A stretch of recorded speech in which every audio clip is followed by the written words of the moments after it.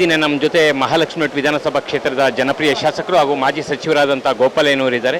ಹಾಗೆ ಇವತ್ತು ಅಖಿಲ ಕರ್ನಾಟಕ ಬ್ರಾಹ್ಮಣ ಮಹಾಸಭಾ ಹಾಗೂ ಮಹಾಲಕ್ಷ್ಮಿ ಎಜುಕೇಷನ್ ಟ್ರಸ್ಟ್ನ ಸಹಯೋಗದಲ್ಲಿ ಇವತ್ತು 13 ಲಕ್ಷ ಶ್ರೀ ರಾಮತಾರಕ ಮಹಾಯಾಗ ಇವತ್ತು ಮಹಾಲಕ್ಷ್ಮಿ ಲೇಔಟ್ ಕ್ಷೇತ್ರದಲ್ಲಿ ನಡೀತಾ ಇದೆ. ಈ ಬಗ್ಗೆ ಶಾಸಕರಾದ ಗೋಪಾಲಯ್ಯವರು ತಿಳಿಸ್ಕೊಡ್ತಾರೆ, ಬನ್ನಿ ಮಾತಾಡೋಣ.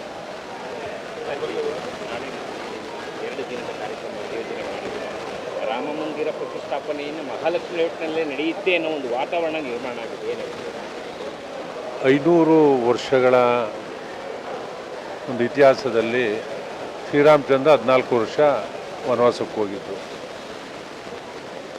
ನಮ್ಮ ಅಯೋಧ್ಯೆಯಲ್ಲಿ ದೇವಸ್ಥಾನ ಆಗಬೇಕಾದ್ರೆ 500ಕ್ಕಿಂತ ಹೆಚ್ಚು ವರ್ಷಗಳ ಕಳೆದು ಲಕ್ಷಾಂತರ ಜನರ ಬಲಿದಾನದ ಮುಖೇನ ಇವತ್ತೇನು ಅಯೋಧ್ಯೆಯಲ್ಲಿ 22ನೇ ತಾರೀಕು ಶ್ರೀರಾಮ ಮಂದಿರ ಪುನರ್ ಪ್ರತಿಷ್ಠಾಪನೆ ಆಯ್ತಾ ಇದೆ.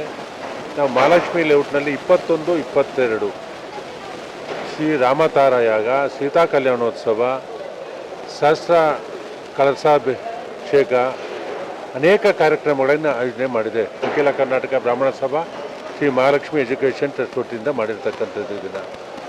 ನಾವೆಲ್ಲರೂ ದೈವ ಭಕ್ತರು.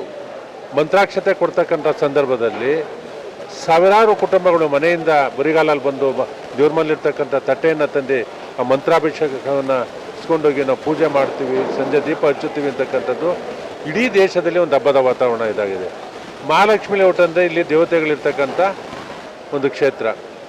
ಯಾರೇ ಬೆಂಗಳೂರಿಗೆ ಬಂದರೂ ಮಹಾಲಕ್ಷ್ಮಿ ಲೇಔಟಿಗೆ ಬರಬೇಕು. ಒಂದು ಕಡೆ ಇಸ್ಕಾನ್, ಒಂದು ಕಡೆ ಆಂಜನೇಯ, ಮತ್ತೊಂದು ಕಡೆ ಶ್ರೀ ವೆಂಕಟೇಶ್ವರ ಇರ್ತಕ್ಕಂಥ ಒಂದು ಪುಣ್ಯಕ್ಷೇತ್ರ ಮಹಾಲಕ್ಷ್ಮಿ ಲೇಔಟು. ಸಂದರ್ಭದಲ್ಲಿ ನಾವು ನಮ್ಮ ಮುಖಂಡರುಗಳು, ಬ್ರಾಹ್ಮಣ ಸಂಘ ನಾವೆಲ್ಲ ಒಂದು ಕಾರ್ಯಕ್ರಮವನ್ನು ಮಾಡಬೇಕು ಅಂತಕ್ಕಂಥದ್ದನ್ನ ನೂರಾರು ಜನ ನಮ್ಮ ಜೊತೆಲಿರ್ತಕ್ಕಂಥ ಹಿರಿಯರು, ನಮ್ಮ ಸ್ನೇಹಿತರುಗಳು, ನಮ್ಮ ಮುಖಂಡರುಗಳು, ಅಖಿಲ ಕರ್ನಾಟಕ ಬ್ರಾಹ್ಮಣ ಸಭಾ ಎಲ್ಲರೂ ಸೇರಿ ಇವತ್ತು ಈ ಕಾರ್ಯಕ್ರಮವನ್ನು ಮಾಡ್ತಾ ಇರೋದು. 2 ದಿನದ ಕಾರ್ಯಕ್ರಮ. 21ನೇ ತಾರೀಕು ಬೆಳಗ್ಗೆ 7:15 ಇಲ್ಲಿ ಸುಮಾರು 250ಕ್ಕಿಂತ ಹೆಚ್ಚಿನ ಋತ್ವಿಜರು 10 ತಾರಕ ಹೋಮಗಳನ್ನು ಪ್ರಾರಂಭ ಮಾಡ್ತಾರೆ.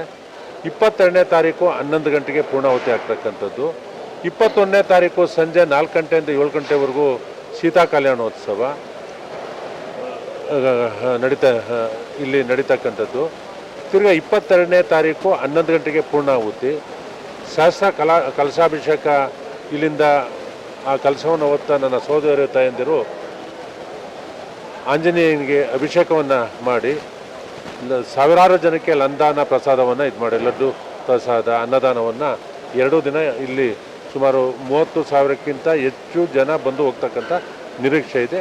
ಇದನ್ನು ನಾವೆಲ್ಲ ದೇವರನ್ನು ನಂಬಿರ್ತಕ್ಕಂಥ, ಶ್ರೀರಾಮಚಂದ್ರನ ನಂಬಿರ್ತಕ್ಕಂಥ ಜನ ನಾವು ಇಲ್ಲಿ ಮಾಡಬೇಕು ಅಂತ ಎಲ್ಲರೂ ತೀರ್ಮಾನ ಮಾಡಿ ಈ ಕಾರ್ಯಕ್ರಮ ನಡೀತಾ ಇದೆ. ನಾನು ಎಲ್ಲರೂ ತಮ್ಮ ಮುಖೇನ ಈ ಕಾರ್ಯಕ್ರಮಕ್ಕೆ ಬಂದು ಆ ದೇವರ ಶ್ರೀರಾಮನ ಆಶೀರ್ವಾದವನ್ನು ಕೊಡಿರಿ ಅಂತಕ್ಕಂಥದ್ದನ್ನ ಈ ಸಂದರ್ಭದಲ್ಲಿ ಹೇಳಿ, ನಾವೆಲ್ಲರೂ 22ಕ್ಕೆ ಹೋಗಿ ಅಯೋಧ್ಯೆಯಲ್ಲಿ ನೋಡೋದಕ್ಕೆ ಸಾಧ್ಯ ಇಲ್ಲ. ನಾವು ಇಲ್ಲಿಂದ ಆದರೂ ದೂರದಿಂದ ಆದರೂ ಆ ಕಾರ್ಯಕ್ರಮನ ನೋಡಬೇಕು. ಅಲ್ಲಿ ನಡೀತಕ್ಕಂಥದ್ದನ್ನ ನೇರ ಪ್ರಸಾರನ ಇಲ್ಲೇ ಕುಳ್ಕೊಂಡು ನೋಡ್ತಕ್ಕಂಥ ವ್ಯವಸ್ಥೆಯನ್ನು ಮಾಡಿದ್ದೇವೆ. ಈಗ ಕ್ಷೇತ್ರದಲ್ಲಿ ಪ್ರಾಣ ಪ್ರತಿಷ್ಠಾಪನೆ ಎಲ್ಲ ಮುಗಿದ ಮೇಲೆ ಕ್ಷೇತ್ರದ ಜನ ಏನಾದರೂ ಅಯೋಧ್ಯೆಯನ್ನು ನೋಡ್ಲಿಕ್ಕೆ ಇಷ್ಟಪಟ್ಟರೆ ತಮ್ಮ ಕಡೆಯಿಂದ ಸಹಕಾರ ನೀಡಿ ಕಳಿಸ್ಕೊಡ್ತೀನಿ ನಮ್ಮ. ಖಂಡಿತವಾಗೂ ಅದನ್ನು ನಾವು ನಮ್ಮ ಮುಖಂಡರುಗಳಾಗಲೇ ಕುಳಿತೆಲ್ಲ ಮಾತಾಡಿದ್ದೀವಿ. ಹೋಗ್ತಕ್ಕಂಥವ್ರಿಗೆ ಒಂದೊಂದು ಟ್ರೈನ್ನ ವ್ಯವಸ್ಥೆ ಮಾಡಿ ಆ ದೇವರ ದರ್ಶನ ಮಾಡಿಕೊಡೋದಕ್ಕೂ ಕಾರ್ಯಕ್ರಮ ರೂಪಿಸ್ತೇವೆ. ಮಹಾಲಕ್ಷ್ಮಿ ಲೇಔಟ್ನಲ್ಲಿ ಏನು ಕಾರ್ಯಕ್ರಮ ನಡೀತಾ ಇದೆ ಕೇವಲ ಮಹಾಲಕ್ಷ್ಮಿ ಲೇಔಟಿಗೆ ಮಾತ್ರ ಸೀಮಿತವಾಗಿದೆ, ಇಡೀ 224 ಕ್ಷೇತ್ರಗಳಿಗೂ ಮಾದರಿಯಾಗಿದೆ. ಹಾಗೆ ಬೆಂಗಳೂರಿನ ಮಹಾಜನತೆಗೆ ನಾಳೆ ನಾಡಿದ್ದು ನಡೆಯತಕ್ಕಂಥ 2 ಕಾರ್ಯಕ್ರಮಕ್ಕೆ ಏನು ಮೆಸೇಜ್ ಕೊಡ್ತಾರೆ? ಈ ಪವಿತ್ರ ಕಾರ್ಯಕ್ರಮದಲ್ಲಿ ತಾವು ಕುಟುಂಬ ಸಮೇತ ಬಂದು ರಾಜ್ಯದ ಜನತೆ, ಬೆಂಗಳೂರಿನ ಜನತೆ ಎಲ್ಲರೂ ಬಂದು ಇದರಲ್ಲಿ ಭಾಗವಹಿಸಿ ದೇವರ ಆಶೀರ್ವಾದನ ಪಡೆಯತಕ್ಕಂಥದ್ದನ್ನ ವಿನಂತಿಸ್ತೇನೆ. ಸೊ ವೀಕ್ಷಕರು, ಇವಿಷ್ಟು ಶಾಸಕರಾದ ಗೋಪಾಲಯ್ಯನವರ ಮಾತುಗಳು. ಕ್ಯಾಮ್ರಾ ಪರ್ಸನ್ ಪವನ್ ಜೊತೆ ಸುರೇಶ್, ರಿಯಲ್ ಟಿವಿ, ಬ್ಯಾಂಗ್ಳೂರು.